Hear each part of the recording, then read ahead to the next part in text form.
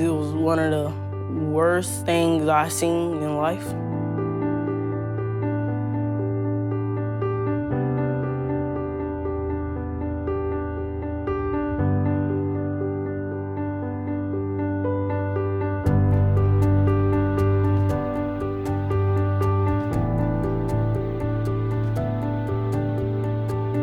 We did it. We made it. In 10 weeks, we got this library up and running, and we did it.